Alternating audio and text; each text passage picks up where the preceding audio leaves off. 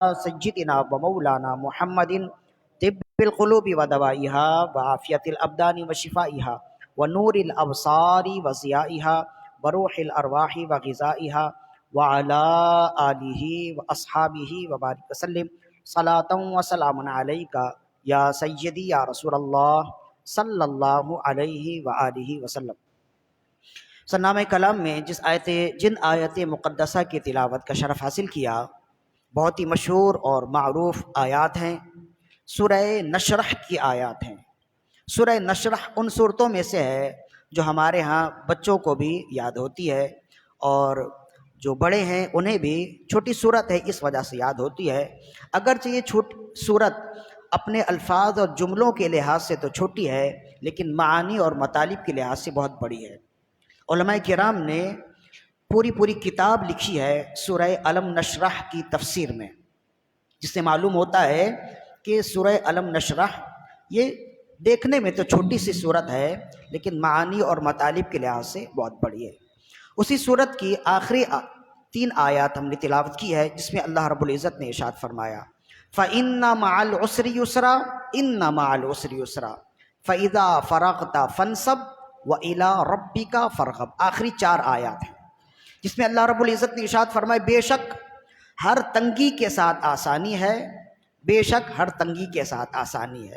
فَإِنَّ مَعَ الْعُسْرِ يُسْرًا، بے شک ہر تنگی کے ساتھ آسانی ہے۔ إِنَّ مَعَ الْعُسْرِ يُسْرًا، بے شک ہر تنگی کے ساتھ آسانی ہے۔ فَإِذَا فَرَغْتَ فَانْصَبْ، پھر جب تم نماز سے فارغ ہو لو، وَإِلَىٰ رَبِّكَ فَارْغَب، تو اپنے رب کی بارگاہ میں خوب دعاؤں سے رغبت کرو، خوب دعاؤں کے ساتھ رب کی بارگاہ میں جھکو۔ تو آج ہم نے اس کی آخری آیت سے گفتگو تو نہیں کرنی ہے، ہم نے صرف اس آیت پر گفتگو کرنی ہے کہ اللہ رب العزت نے ارشاد فرمایا فَإِنَّ مَعَ الْعُسْرِ يُسْرًا إِنَّ مَعَ الْعُسْرِ يُسْرًا، بے شک ہر تنگی کے ساتھ آسانی ہے، بے شک ہر تنگی کے ساتھ آسانی ہے۔ تو اس میں اللہ رب العزت نے اپنے بندوں کو، اپنے سننے والوں کو یہ تسلی دی ہے۔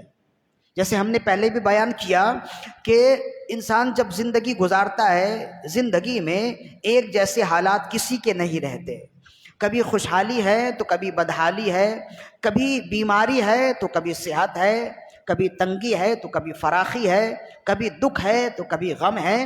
یہ زندگی کے مختلف رنگ ہیں، اور انہی مختلف رنگوں کے ساتھ مل کر ایک ہستی بنتی ہے، ایک زندگی بنتی ہے۔ ایک ہی طرح اگر زندگی ہونا تو انسان کی زندگی بے مزہ اور بے رنگ ہو جائے۔ بالکل یوں ہی سمجھ لیجئے کہ اچھے کھانے سب کو اچھے لگتے ہیں، لیکن اچھے کھانے اگر ہر بار وہی کھانے اور اچھے کھانے انسان کی زندگی میں شامل کر دیے جائیں تو اس کا جی تنگ ہو جائے، اسے پھر سادہ کھانے کی ضرورت ہوتی ہے۔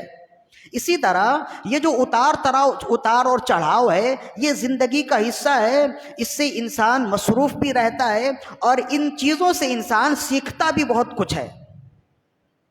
جب خوشحالی میں ہے تو بہت سارے دوست احباب اس کے ساتھ ہو جاتے ہیں، تو وہ انہی کو اپنا دوست، اپنا مددگار سمجھنے لگتا ہے، اپنا جگری یار سمجھنے لگتا ہے۔ لیکن وہی شخص اگر تنزلی کی طرف آ جائے، تنگی کی طرف آ جائے، بدحالی کی طرف آ جائے، اور پھر اس کے اپنے ہی اسے چھوڑنے لگے، تو پھر سمجھ آتا ہے کہ میں جنہیں اپنا سمجھ رہا تھا وہ تو اپنے نہیں تھے۔ اس تنگی میں جو میرے ساتھ ہے اصل میں وہی میرا اپنا ہے۔ تو یہ خوشحالی اور بدحالی کا آنا ایک طرح سے انسان کی زندگی میں تجربہ لاتا ہے، جس سے انسان سیکھتا ہے کہ میرے اپنے کون ہیں، میرے غیر کون ہیں۔ وہ شخص آپ کا ہمیشہ اپنا ہوگا جو تنگی میں، دکھ میں، پریشانی میں آپ کا ساتھ دے گا، آپ کا ہاتھ پکڑے گا، وہ شخص آپ کا اپنا ہے۔ اور ضروری نہیں ہے کہ کوئی خوشی میں آپ کے ساتھ ہو تو وہی آپ کا اپنا ہو، اس لیے کہ خوشی میں تو سبھی آپ کے ساتھ ہوتے ہیں۔ اصل بات یہ ہے کہ دکھ میں، تکلیف میں، پریشانی میں کوئی آپ کے ساتھ ہے تو وہ آپ کا اپنا ہوتا ہے۔ تو بہرحال یہ ایک الگ موضوع ہے۔ بتلانا یہ ہے کہ انسان کی زندگی الگ الگ رنگ میں ہوتی ہے۔ تو دکھ میں انسان بسا اوقات بد دل ہو جاتا ہے، اداس ہو جاتا ہے، نا امید ہو جاتا ہے، کہ اب میرے ساتھ تو کوئی کرنے والا نہیں ہے، اب میری زندگی یہیں آ کر رک گئی، یہیں آ کر ٹھہر گئی، اب آگے بڑھنے کے لیے کوئی گنجائش نہیں ہے، آگے بڑھنے کے لیے کوئی راستہ، کوئی آسرا نظر نہیں آتا، تو ایسی ہی زندگی کے لیے، ایسے ہی نا امید ہو جانے والے لوگوں کے لیے قرآن مجید کی اس آیت میں بہت ہی تسلی دی گئی اور کہا گیا فَإِنَّ مَعَ الْعُسْرِ يُسْرًا اِنَّ مَعَ الْعُسْرِ يُسْرًا، بے شک ہر تنگی کے ساتھ آسانی ہے، بے شک ہر تنگی کے ساتھ آسانی ہے۔ مطلب یہ ہے کہ جب تنگی آئے تو اسے فوراً سمجھ جانا چاہیے کہ اس تنگی کے فوراً بعد آسانی ہے۔ کیا خوبصورت جملے ہیں، یہ نہیں کہا کہ فَإِنَّ بَعْدَ الْعُسْرِ يُسْرًا کہ بے شک ہر تنگی کے بعد آسانی ہے، کہا تنگی کے ساتھ آسانی ہے۔ مطلب یہ ہے جہاں تنگی آئے گی زیادہ وقفہ نہیں ہوگا، آسانی آ جائے گی، ساتھ ساتھ ہے۔ ایک تو ہوتا ہے نا تنگی کے فوراً بعد آسانی، یہ بھی اگر کہہ دیا جائے تو بہت بڑی بات ہے، لیکن کہا فَإِنَّ مَعَ الْعُسْرِ يُسْرًا، مع کا مطلب ہوتا ہے ساتھ، ساتھ ساتھ رہنا، تو فرمایا کہ تنگی کے ساتھ آسانی ہے۔ مطلب یہ ہے کہ تنگی اگر آ جائے تو پھر فوراً امیدوار بن جاؤ اور یہ امید کر لو اور یہ یقین کر لو ادھر تنگی آئی ہے ادھر آسانی ضرور آئے گی، اس کے فوراً ساتھ ہی آسانی ہے۔ بات کا لفظ بھی ہم سمجھانے کے لیے کہہ دیں، ورنہ تنگی کے بعد آسانی نہیں، تنگی کے ساتھ آسانی ہے۔ گفتگو یہاں سے ہی شروع ہو سکتی ہے، لیکن اگر اس کا پس منظر بیان کیا جائے بہت ہی خوبصورت بات ہوتی ہے۔ تو امام جلال الدین السیوطی الشافعی رحمہ اللہ نے اس کا پس منظر بیان کیا۔ اس کے پس منظر میں دو روایت نقل کی، ان میں سے ایک روایت ہم بیان کرتے ہیں۔ حضرت جابر بن عبداللہ رضی اللہ عنہ اس کے راوی ہیں، جلیل القدر صحابی رسول ہیں، بہت ہی طویل عمر پائی اور طویل زمانہ پایا اور کثیر الروایہ، بہت روایت کرنے والے، بالخصوص رسول اللہ صلی اللہ علیہ وسلم کے معجزات والی روایت زیادہ جابر بن عبداللہ کرتے ہیں۔ جابر بن عبداللہ، انس بن مالک، یہ وہ صحابہ کرام ہیں جن سے کثیر روایت موجود ہیں، اور اکثر و بیشتر معجزات والی روایت جابر بن عبداللہ سے موجود ہوتی ہے۔ تو جابر بن عبداللہ رضی اللہ عنہ فرماتے ہیں کہ ایک مرتبہ تنگی کے زمانے میں، جب شروعاتی اسلام کا زمانہ ہے، رسول اللہ صلی اللہ علیہ وسلم نے ہمیں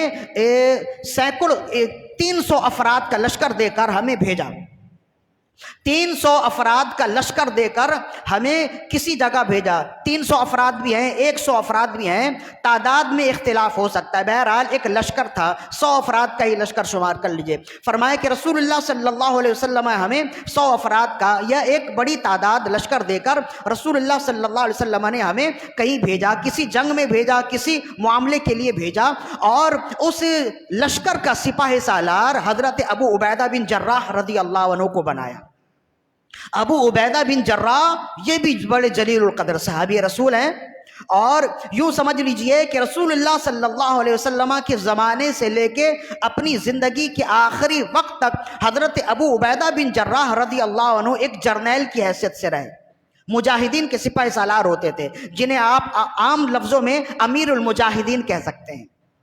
امیر المجاہدین فی الاسلام آپ انہیں کہہ سکتے ہیں۔ دو ہی بہت زیادہ مشہور ہیں، خالد بن ولید اور ابو عبیدہ بن جراح۔ شام کے تمام مارکے میں حضرت ابو عبیدہ بن جراح رضی اللہ عنہ بالکل پیش رہے ہیں، تو انہوں نے زندگی لگائی ہے جنگ و جہاد میں اور اللہ کی راہ میں، جہاد فی سبیل اللہ میں۔ تو کہتے ہیں کہ رسول اللہ صلی اللہ علیہ وسلم نے حضرت ابو عبیدہ بن جراح رضی اللہ عنہ کو امیر لشکر بنایا، اور جابر بن عبداللہ رضی اللہ عنہ، یہ بھی صحابی رسول ہیں، یہ ان کے ساتھ تھے۔ اب جب جانے لگے تو جابر بن عبداللہ فرماتے ہیں کہ ابو عبیدہ بن جراح رضی اللہ عنہ سے آپ نے پوچھا، ہم اتنی دور کے سفر میں جا رہے ہیں، کچھ سامان خرد و نوش بھی ہے ہمارے پاس، کچھ کھانے پینے کے لیے زیادہ راہ بھی ہے کہ نہیں؟ تو کہتے ہیں کہ رسول اللہ صلی اللہ علیہ وسلم، جب انہوں نے پوچھا تو کہنے لگے کہ رسول اللہ صلی اللہ علیہ وسلم نے ہم اتنے بڑے لشکر کے لیے 2 بوری کھجوروں کی دی ہے، 2 بوری کھجوروں کی دیا ہے۔ تو کہنے لگے اتنی بڑی تعداد ہے اور کھجوروں کی 2 بوری؟ تو کہتے ہیں بس اس کے علاوہ تو اور گنجائش نہیں ہے۔ رسول اللہ صلی اللہ علیہ وسلم کے پاس اگر مزید ہوتا تو کیا رسول اللہ مزید اور نہ دیتے؟ تو رسول اللہ صلی اللہ علیہ وسلم کے پاس اس سے زیادہ تھا نہیں تو آپ نے دیا نہیں۔ بہرحال جب لوگ کہنے لگے ہم کیسے اس پر گزارا کریں گے، ہم نے جانا بھی ہے پھر واپس بھی آنا ہے، راستے میں نہ جانے کیسے حالات ہوں کیا معاملات ہوں، تو 2 بوری کھجوروں سے اتنی بڑی تعداد کیسے گزارا کرے، اتنے اب جا بھی رہے ہیں اور معلوم بھی نہیں ہے کہ کتنے مہینوں بعد واپسی ہو یا کئی دنوں بعد یا ہفتوں بعد واپسی ہو۔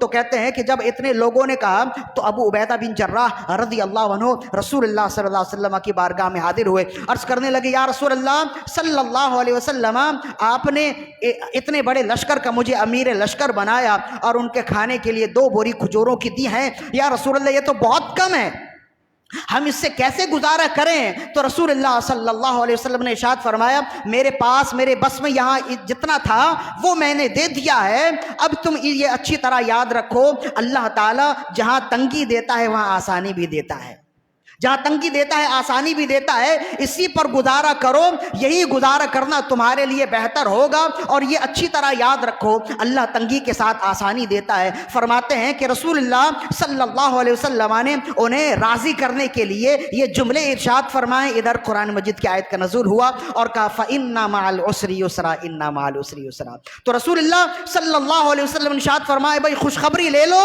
جاتے جاتے خوشخبری لے لو، بے شک اللہ تنگی کے ساتھ ہی آسانی بھی عطا فرماتا ہے، ابھی تو یہ تنگی ہے لیکن میرا رب وعدہ فرماتا ہے کہ ضرور آسانی عطا فرمائے گا۔ تو یہ خوشخبری لے کر صحابہ کرام اللہ کی ذات پر امید کرتے ہوئے، رسول اللہ صلی اللہ علیہ وسلم کی بشارت پر یقین کرتے ہوئے یہی زیادہ راہ، تھوڑی سی زیادہ راہ لے کر چلے، سفر کرتے رہے۔ اب کہتے ہیں صحابہ کرام، جابر بن عبداللہ فرماتے ہیں کہ صحابہ کرام سے جب لوگ پوچھتے آپ اس سفر میں ان کھجوروں کا کیا کرتے، تو کہتے اتنا بڑا لشکر تھا، اتنی بڑی تعداد تھی، تو کہتے ہیں روزانہ 24 گھنٹوں کے لیے ہمیں ایک کھجور دی جاتی تھی، ایک کھجور دی جاتی، اور کہتے ہیں کہ ہم ان کھجوروں کو تھوڑی تھوڑی دیر اپنے منہ میں رکھتے اور چوس کے پھر اپنے پاس رکھ لیتے تاکہ تھوڑی تسلی رہے، کہیں کوئی گھاس مل جائے کہیں کوئی سبزہ مل جائے اسے کھا لیتے اور پھر کھجور چوس لیتے، جیسے بچے کوئی میٹھی چیز چوستے ہیں ویسے ہی دن بھر ہم ان کھجوروں کو چوس کے گزارا کرتے۔ بس اللہ کی راہ میں ہم نے تو وقت گزارنا تھا، ہم تو اللہ کی راہ میں نکلے، یہی چلتا رہا۔ کہتے ہیں کہ جس کام کے لیے گئے تھے وہ کام مکمل ہوا، اب جب واپس آنے لگے تو وہ ساری کھجوریں بھی ختم ہو گئیں، اور ابھی دور کا سفر باقی ہے، ویرانے دور تک ہیں، اور یہ ایک لشکر ہے جو چل رہا ہے، ان کے پاس پانی تو ہے لیکن کھانے کو کچھ بھی نہیں ہے۔ وہ جو کھجور تھی جس پر کچھ بھروسہ تھا، کچھ امید تھی، وہ کھجوریں بھی ختم ہو گئی۔ اب کہتے ہیں کہ صحابہ کرام ایک دوسرے سے کہنے لگے اب ہم کیسے گزارا کریں؟ تو کہتے ہیں کہ صحابہ کرام سے جب کوئی پوچھتا تو وہ کہتے رسول اللہ نے فرمایا ہے فَإِنَّ مَعَ الْعُسْرِ يُسْرًا إِنَّ مَعَ الْعُسْرِ يُسْرًا، بے شک جہاں تنگی آئے گی ساتھ ہی آسانی آئے گی، تو اب انتظار کرو، رب کی آسانی ضرور آنے والی ہے۔ کہتے ہیں چلتے چلتے ایک سمندر کے پاس سے گزر ہوا، اب یہاں آ کے امام مسلم بھی اسی کو روایت کرنے لگے۔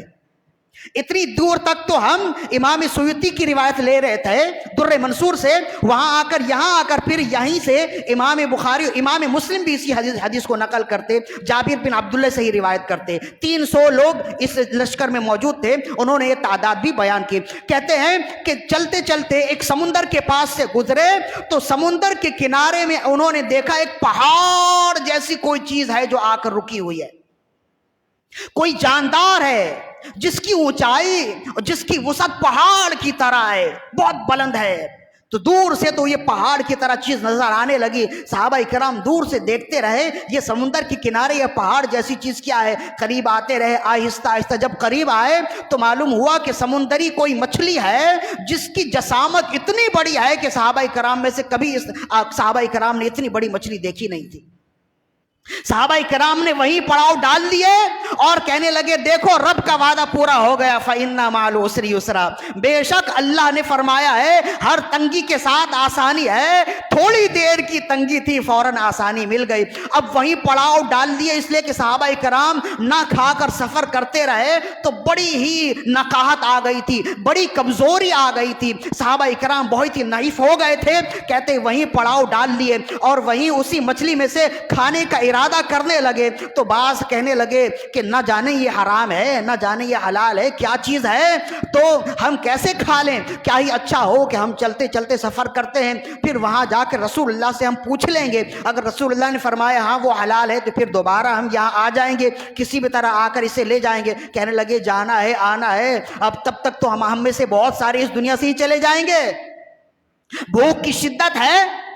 تو پھر بعض کہنے لگے کہ ہم تو ابھی اس کیفیت میں ہیں کہ اگر ہم نے کچھ نہ کھایا تو ہم مر جائیں گے، اس کیفیت میں تو حلال حرام چیز بھی حلال ہو جاتی ہے، حالت اضطرار میں ہے، حرام چیز بھی حلال ہو جاتی ہے۔ لہذا صحابہ کرام کے مختلف رائے ہو گئے، لیکن بہرحال صحابہ کرام اسے کھانے لگے۔ اب کہتے ہیں اسے کاٹتے اور کاٹ کر اسے کسی بھی طرح پکاتے اور کھاتے۔ اب صحابہ کرام فرماتے ہم اتنا بڑا لشکر تھا، 300 افراد کا لشکر تھا، اور ہم 1 مہینے تک اسی مچھلی کے ساتھ ہی پڑاؤ ڈالے رہے اور وہیں اسی میں سے کھاتے رہے۔ 1 مہینے تک کھانے کے باوجود اس میں کمی نہیں آئی، اس کا گوشت ختم نہیں ہوا۔ اور کہتے ہیں کہ صحابہ اکرام پہلے سے زیادہ صحت مند ہو گئے، اتنی چربی تھی کہ کہتے ہیں کہ حضرت ابو عبیدہ بن جراح رضی اللہ عنہ، حضرت جابر بن عبداللہ سے روایت کرتے، فرماتے اس میں اتنی چربی تھی، اس کا اندازہ یوں کر لو کہ فقط اس کی آنکھ کی پتلی میں سے ہم نے 13 بالٹیاں چربی نکالی۔ ایک چھوٹی سی آنکھ میں تو چربی ہوتی ہے نا، 13 بھری ہوئی بالٹیاں بھری ہوئی چربی اس میں سے اس کی ایک آنکھ میں سے نکالی۔ اب یہ صحیح مسلم کی روایت ہے۔ کہتے ہیں کہ صحابہ کرام کھاتے رہے۔ اب کہتے ہیں کہ جب ان سے پوچھا کہ وہ کتنی بڑی مچھلی تھی، تو صحابہ کرام جو جابر بن عبداللہ ہیں، ابو عبیدہ ہیں، فرمانے لگے اب اس کا اندازہ کیسے کیا جائے؟ کہنے لگے کہ بس اس کا اندازہ یوں کر لو، جب ہم نے اس کی آنکھ میں سے چربی نکال لی تو آنکھ کی جگہ تو خالی ہو گئی نا، وہ خلا خالی تھی، تو ہم میں سے جو سب سے بڑا اور صحت مند تھا اسے ہم نے اس کی آنکھ کی خلا میں بٹھایا، اس کی آنکھ کی پتلی میں بٹھایا، تو اس کی آنکھ میں 13 صحابہ کرام سما گئے۔ اتنی بڑی آنکھ تھی اس کی، اتنی چربی اس میں سے نکلی کہ صحت مند 13 صحابہ کرام فقط اس کی آنکھ کی پتلی کے اندر چلے گئے۔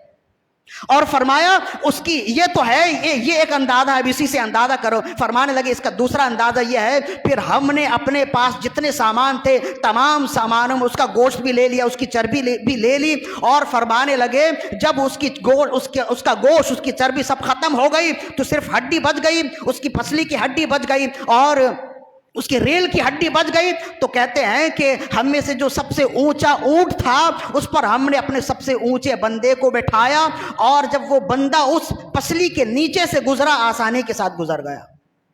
اب اس سے اندازہ کریں کہ کتنی بڑی مچھلی تھی۔ اب صحابہ کرام نے کھا بھی لیے، کھانے کے بعد جب وہ رسول اللہ صلی اللہ علیہ وسلم کی بارگاہ میں پہنچے، پورا قصہ سنایا۔ اب عرض کرنے لگے یا رسول اللہ صلی اللہ علیہ وسلم، ہم نے تو کھا بھی لیا ہے، ہم حالت اضطرار میں تھے، ہم نے صحیح کیا یا غلط کیا، یہ آپ ارشاد فرمائیں گے۔ تو رسول اللہ صلی اللہ علیہ وسلم نے ارشاد فرمایا فَإِنَّ مَعَ الْعُسْرِ يُسْرًا، إِنَّ مَعَ الْعُسْرِ يُسْرًا، بے شک ہر تنگی کے ساتھ آسانی ہے، بے شک ہر تنگی کے ساتھ آسانی ہے۔ تنگی تم دیکھ کر گئے، آسانی تمہیں رب نے دی ہے، وہ رب کی جانب سے تمہیں عطا کیا گیا تھا، وہ تو رب کا کھانا تھا، مبارک کھانا تھا۔ میں تو کہتا ہوں اس میں سے کچھ بچ گیا ہے تو مجھے بھی اس میں سے دو، تاکہ میں بھی اس میں سے بطور تبرک لوں۔ تو یہ امام جلال الدین السیوطی الشافعی رحمہ اللہ اس آیت کے شان نزول میں یہ واقعہ بیان کرتے ہیں۔ اس واقعے کا آدھا حصہ امام سیوطی نے در منصور میں بیان کیا اور آدھا حصہ امام مسلم نے بیان کیا ہے۔ ہم نے دونوں کو جوڑ کر بیان کیا تاکہ شان نزول کا سمجھنا آسان ہو جائے، واقعے کے تمام پہلوؤں کو سمجھنا آسان ہو جائے۔ اب اس واقعے سے ہم نے کیا سیکھا؟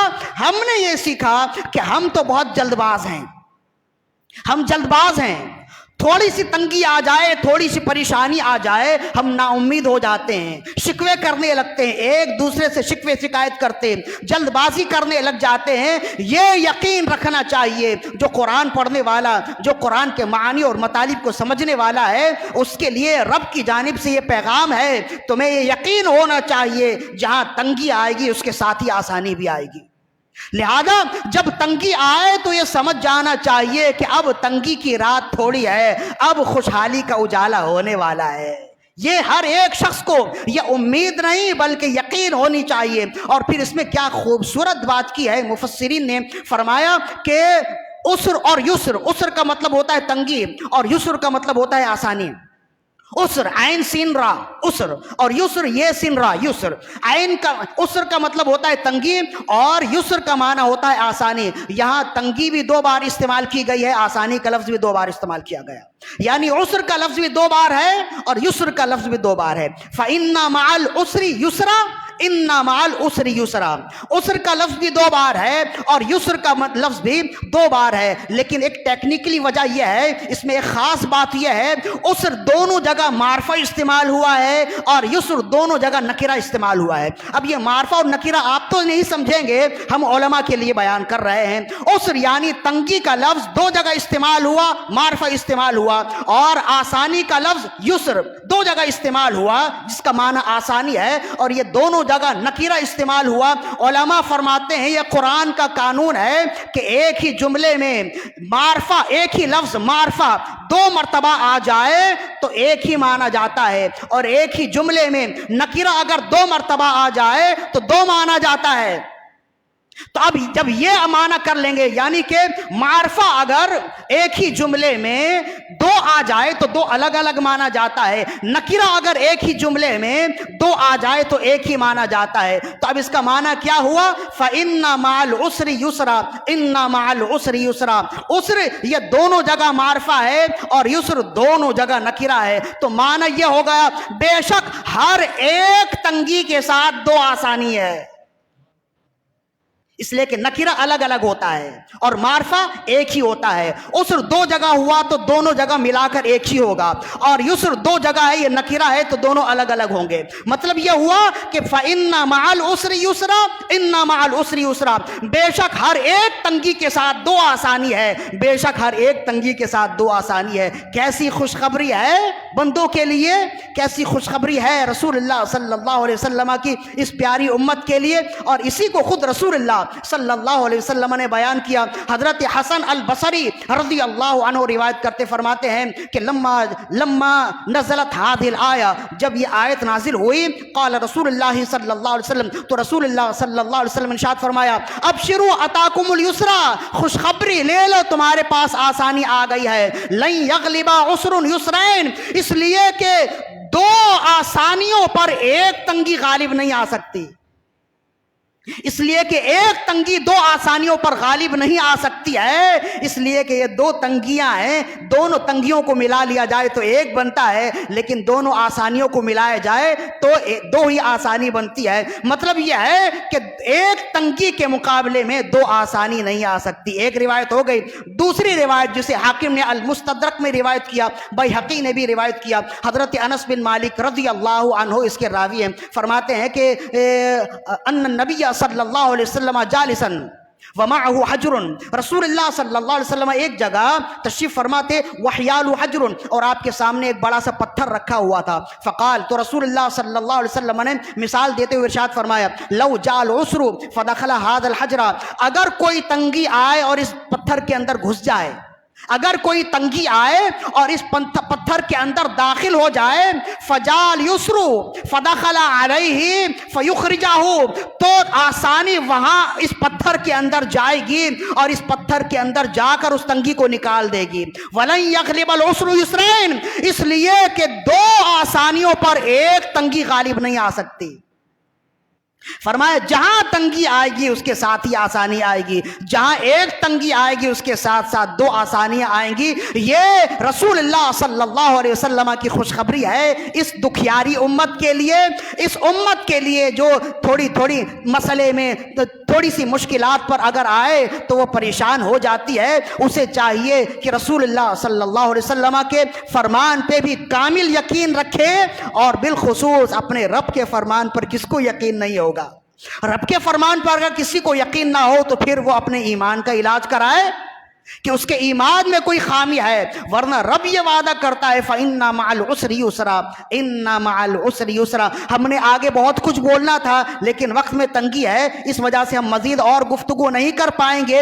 بہرحال حضور سیدنا غوث آدم رضی اللہ عنہ کا معاملہ بھی یہی ہے کہ غوث آدم رضی اللہ عنہ کو اس آیت پر جیسا کامل یقین تھا، ہم نے نہیں دیکھا کہ کسی دوسرے کو ایسا یقین ہو۔ بے شک ہو بھی سکتا ہے، اس لیے کہ ولی کامل بنتا ہی اس وقت ہے جس پر جب وہ قرآن مجید کی ایک ایک آیت پر یقین نہ کر لے۔ لیکن غوث آدم رضی اللہ عنہ نے تو صراحتاً یہ ارشاد فرمایا جب میں اپنے گھر سے چلا علوم دینیا کے حصول کے لیے، علم دین حاصل کرنے کے لیے چلا، رب کو راضی کرنے کے لیے چلا، مسافری کا دور تھا، اپنے گھر سے کوسوں دور مدرسہ میں چلا، اب جو سامان لے کر آیا تھا، جو مال اور جو پیسے لے کر آیا تھا وہ سب ختم ہو گئے، تو کہتے ہیں بسا اوقات ایسا ہوتا کہ 10 دن ایسے گزر جاتے میں کچھ نہیں کھاتا، اور کبھی ایسا بھی ہوتا کہ بھوک کی وجہ سے مجھ میں چلنے کی تاب نہ ہوتی، میں زمین میں لیٹ جاتا اور پانی پیتا، اور پھر جب چلنے کی تاب نہ ہوتی، جب بھوک کی شدت مزید بڑھتی تو غوث آدم فرماتے ہیں میری زبان پر یہی آیت ہوتی فَإِنَّ مَعَ الْعُسْرِ يُسْرًا إِنَّ مَعَ الْعُسْرِ يُسْرًا۔ بے شک ہر ایک تنگی کے ساتھ دو آسانی ہے، ہر ایک تنگی کے ساتھ دو آسانی ہے۔ حضور سیدنا شیخ عبد القادر جیلانی قدس سر النورانی فرماتے ہیں کہ جب بھوک کی شدت کے وقت میں میری زبان پر یہ آیت ہوتی فَإِنَّ مَعَ الْعُسْرِ يُسْرًا إِنَّ مَعَ الْعُسْرِ يُسْرًا، بے شک ہر تنگی کے ساتھ آسانی ہے، بے شک ہر تنگی کے ساتھ آسانی ہے، تو میری بھوک بھی ختم ہو جاتی، میری کمزوری بھی ختم ہو جاتی، مجھے اپنے رب کی جانب سے ملنے والی آسانی پر اس قدر یقین ہو جاتا، ایسا معلوم ہوتا ابھی چند قدم کے بعد ہی آسانی مل جائے گی۔ تو کوئی بھی شخص جو مرتبہ ولایت تک پہنچے تو ولایت اسے یوں ہی طباق میں ڈال کر نہیں دے دی جاتی، اس کے لیے مجاہدات کرنے ہوتے ہیں، اس کے لیے ریاضتیں کرنی ہوتی ہیں، اس کے لیے عبادات کرنے ہوتے ہیں۔ اولیاء کاملین کی بارگاہ میں انگشت نمائی کرنا آسان ہوتا ہے، ان کی سیرت پر کیچڑ اچھالنا آسان ہوتا ہے، ذرا ان کی طرح مجاہدہ کر کے دکھاؤ تو پھر مانے کہ واقعی تم بھی ولی کامل ہو۔ یہ کہہ دینا بڑا آسان ہوتا ہے کہ انہوں نے اس طرح سے زندگی گزاری، انہوں نے اس طرح کی ریاضتوں کی زندگی گزاری، انہوں نے تو 40 سال تک عشاء کی وضو سے فجر کی نماز پڑھی ہے، تم 40 دن پڑھ کر دکھاؤ، تم 40 دنوں تک پڑھ کر دکھاؤ تو پھر مانے کہ ہاں تم بھی ان کے مقابلے میں آنے کے قابل ہو۔ ایک دن تمہارے لیے مشکل ہو جائے اور جب زبان دراز ہونے لگے تو غوث آدم رضی اللہ عنہ کی بارگاہ میں بھی تم زبان تان دراز کرنے لگو، انگشت نمائی کرنے لگو، تو تم اپنا دیکھو، اپنی اوقات دیکھو اور وہ بڑی بارگاہ دیکھو، اور تم دیکھو کہ تم کس بارگاہ میں انگشت نمائی کر رہے ہو، تمہارا اپنا حال کیا ہے۔ تم تو جب کھانے پہ آؤ تو نہ حلال کی تمیز ہے نہ حرام کی تمیز ہے، اور وہ غوث آدم رضی اللہ عنہ ہیں، شک کی چیز بھی چھوڑ دیتے ہیں کہ کہیں ایسا نہ ہو کہ اس میں بھی کوئی پکڑ ہو جائے، حلال و حرام تو بہت دور کی بات ہے، شک کی چیز بھی چھوڑ دیتے ہیں۔ فرماتے ہیں جب مدرسے میں پڑھنے کے لیے گیا تو سال کے آخر میں قریبی گاؤں میں جب فصل کی کٹائی ہوتی تو کہتے ہیں کہ مدرسے کے طلباء وہاں چلے جاتے، فصل کی کٹائی میں کچھ گندم کچھ اناج وہاں جب کٹائی ہو رہی ہوتی تو وہاں کے لوگ دینی طلباء کی بڑی قدر کیا کرتے تھے، بہت ہی عزت کی نگاہ سے دیکھا کرتے تھے، طلباء کو عزت کی جگہ بٹھاتے اور باری باری انہیں بلاتے اور اناج دے دیتے، وہ اناج وہ لے کر چلے جاتے، اسی سے اپنا گزارا کرتے۔ ہر سال ایسا ہوتا، ہر سال آپ کے ساتھی کہتے چلو تم بھی، تو کہتے ہیں کہ ہر سال میں منع کرتا۔ ایک مرتبہ ایسی تنگی آئی جب ساتھیوں نے کہا کہ چلو فصل کرنے کا زمانہ قریب ہے، فصل اب کٹنے والی ہے، چلو ہم بھی کچھ اناج لے کر آتے ہیں، اپنے ساتھیوں کے ساتھ چلے گئے۔ یعقوبہ وہ علاقہ تھا، وہاں گئے، وہاں جا کر جب فصل کی کٹائی ہو گئی اور جب لائن لگا کر طلباء کو فصل تقسیم کی جا رہی تھی تو کہتے ہیں حضرت یعقوب جو وہاں موجود تھے وہ اس علاقے کے بہت ہی بڑے ولی کامل تھے، याकूब उनका नाम था।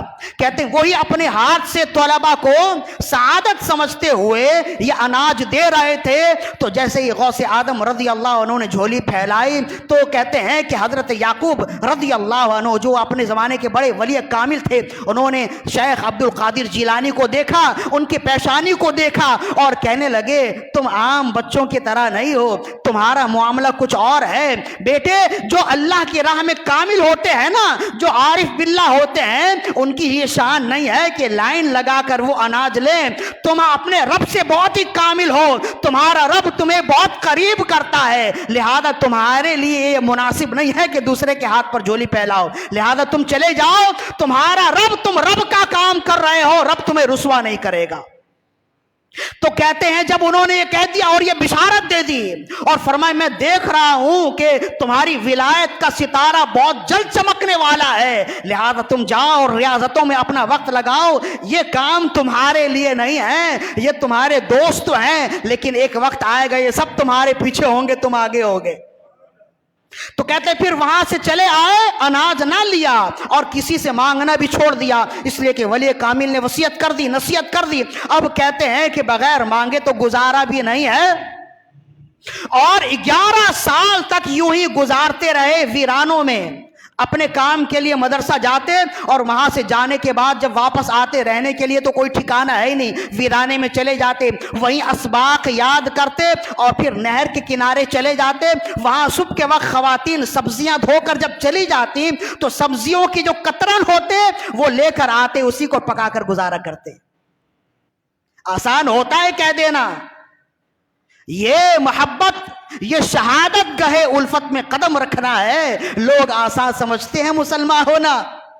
इसी तरह गुजारा करते रहे। फिर कहते हैं हुजूर सैयदना गौसे आदम रज़ी अल्लाह अन्हु ने फरमाया कि मैंने कुछ दिनों बाद देखा कि वहां मेरी तरह और भी जरूरतमंद मौजूद हैं, 40 ऐसे औलिया कामिलीन भी मौजूद हैं जो मेरी तरह वही सब्जियों के कतरन लेने के लिए हैं। तो कहते हैं फिर मैंने अपनी जरूरत उन पर इसार कर दी और मैं वीराने में चला गया और मैंने अपने रब से कसम खा ली जब तक मेरा रब मुझे खिलाएगा नहीं मैं नहीं खाऊंगा।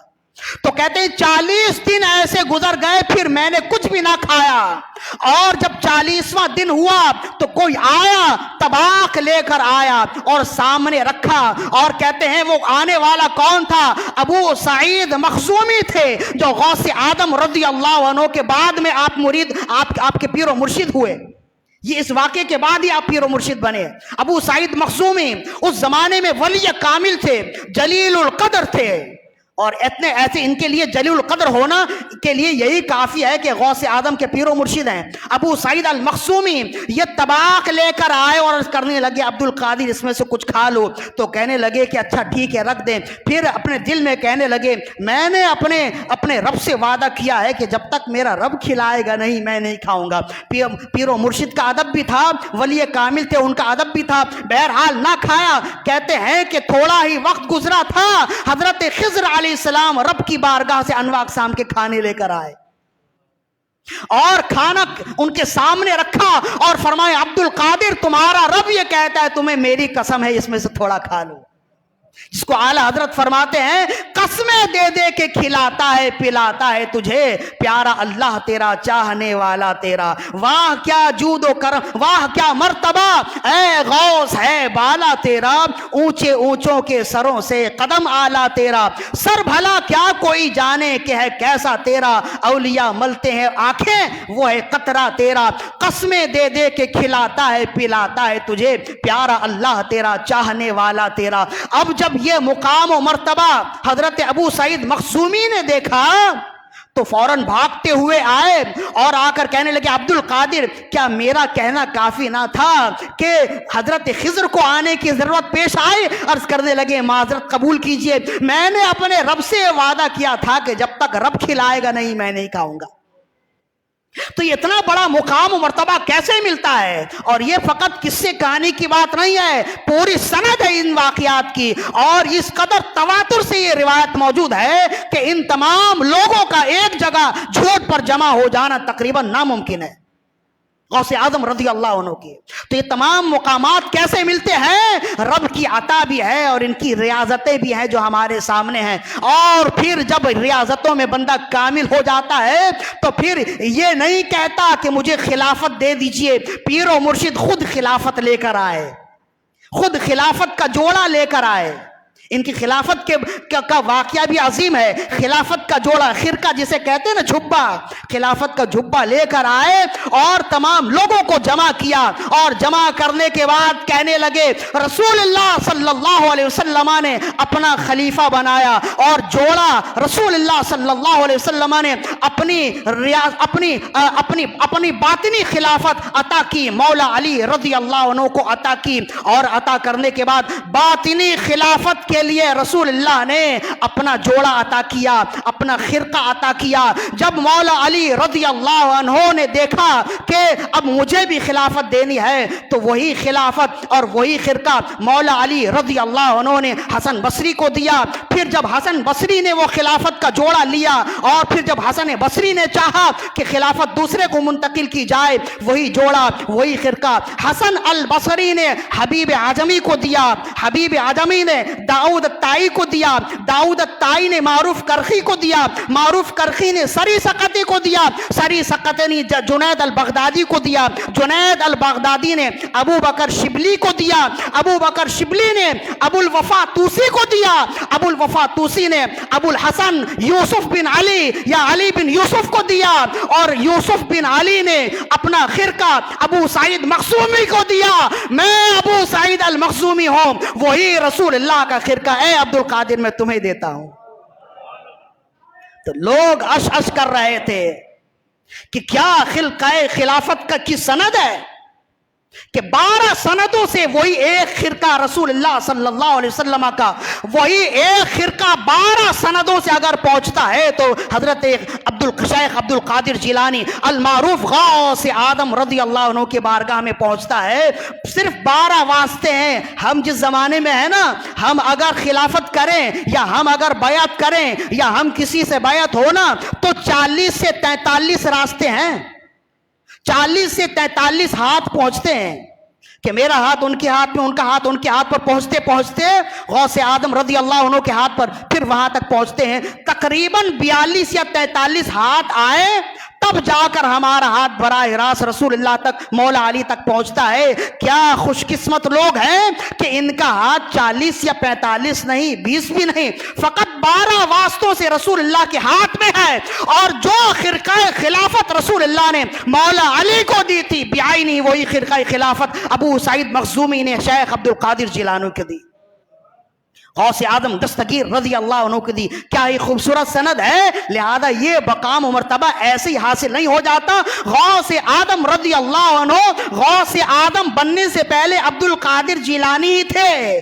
لیکن جب انہوں نے ریاضتیں کی، مجاہدات کیے، اور جب رب کا فضل شامل حال ہوا، رب کی عطا شامل حال ہوئی، تو پھر ایک وقت آیا کہ لوگوں نے انہیں غوث نہیں غوث اعظم کہا. اور پھر کیا ہی بلند مقام پائے. ایک آخری گفتگو ہے اور میں چاہتا ہوں کہ یہ گفتگو ہو جائے، وقت ہو گیا ہے.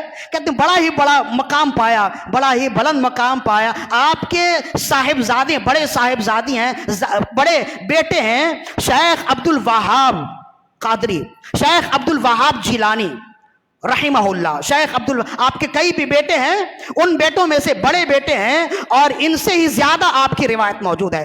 شیخ عبد الوہاب جیلانی ان کا نام ہے، یہ اچھی طرح یاد رکھیے.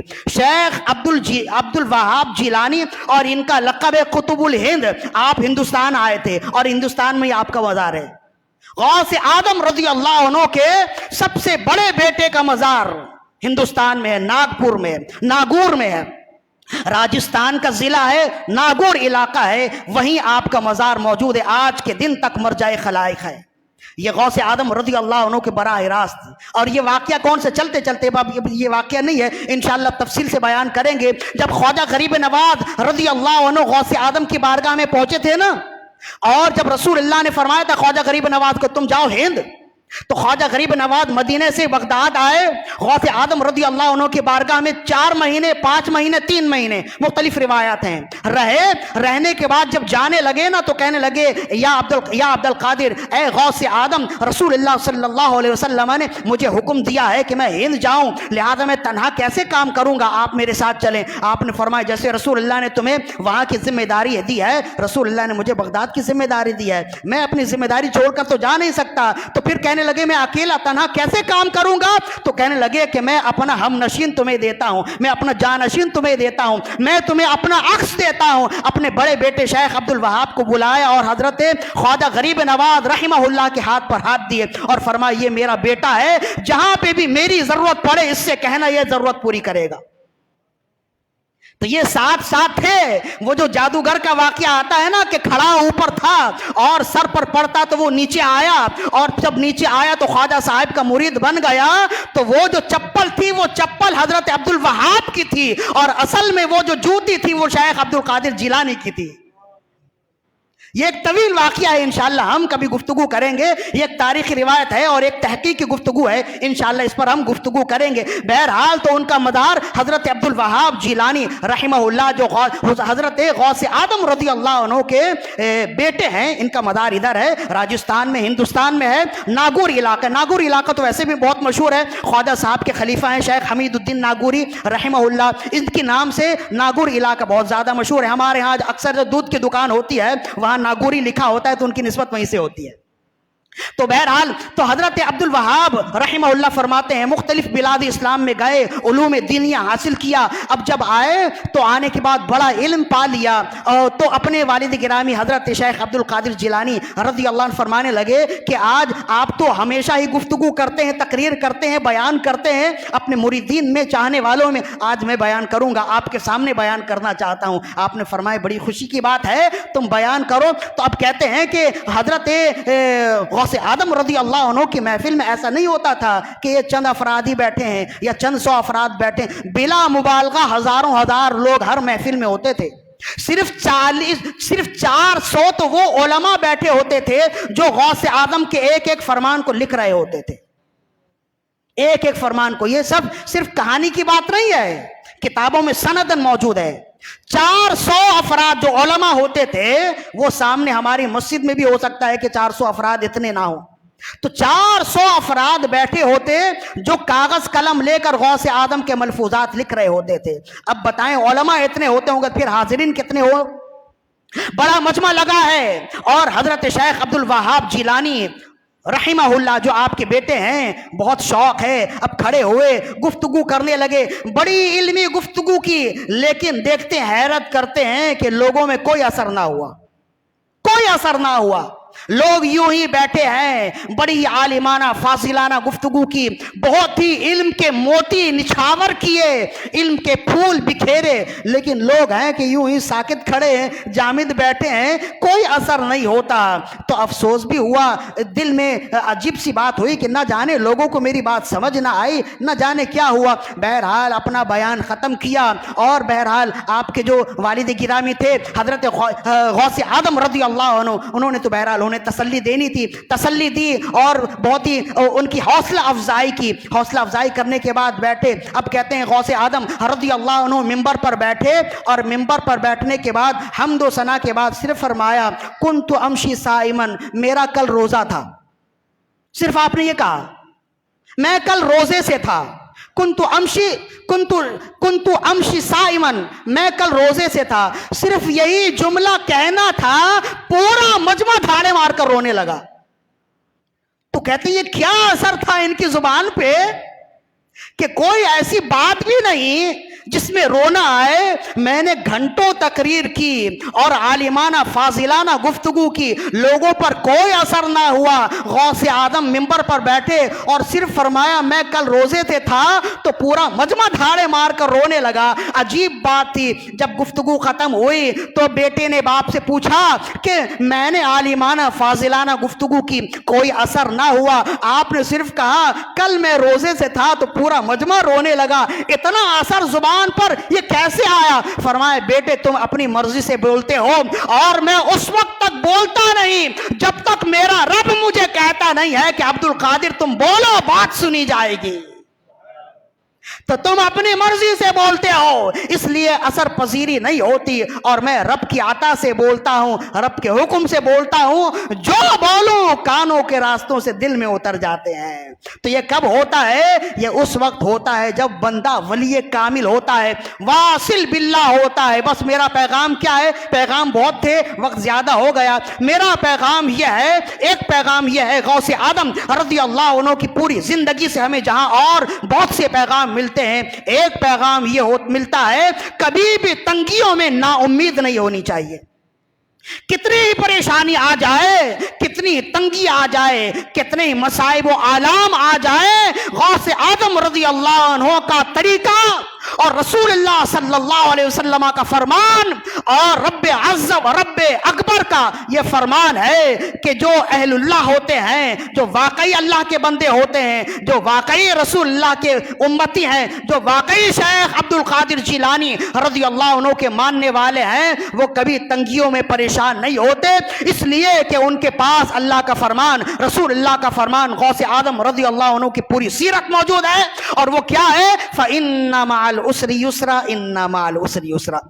بے شک ہر تنگی کے ساتھ آسانی ہے، بے شک ہر تنگی کے ساتھ آسانی ہے۔ ایک فرمان، ایک پیغام ہو گیا، اور دوسرا پیغام یہ ہے، آپ دیکھیں غوث اعظم رضی اللہ عنہ کی زندگی کی تھوڑی سی جھلکی ہم نے دکھائی، دل میں کتنا وقار جاگ گیا، کتنی عظمت، کیسے عظمتوں کا پہاڑ دل میں ان کے لیے ہو گیا۔ یہی وجہ ہے کہ جو علماء اہل سنت ہوتے ہیں اور جو عوام اہل سنت ہوتے ہیں، جب اولیاء کاملین کا نام آتا ہے نا تو ادب سے لیتے ہیں، احترام سے لیتے ہیں، اس وجہ سے کہ وہ جانتے ہیں کہ یہ ولی کامل ایک رات میں نہیں بن گئے، بلکہ ان کی مجاہدات ہیں، ان کی ریاضتیں ہیں، اور جو جانتا نہیں ہے ان کے لیے تو غوث اعظم عبد القادر جیلانی رضی اللہ عنہ اور عام بندوں میں کوئی فرق نہیں ہے۔ تو اب اس میں ناراض ہونے کی ضرورت نہیں ہے، غصہ کھانے کی ضرورت نہیں ہے۔ کوئی اگر حضرت عبد القادر جیلانی رضی اللہ عنہ کی بارگاہ میں حسن عقیدت پیش کرے، اچھے القاب سے انہیں یاد کرے، سمجھ جائیے کہ یہ جانتا ہے۔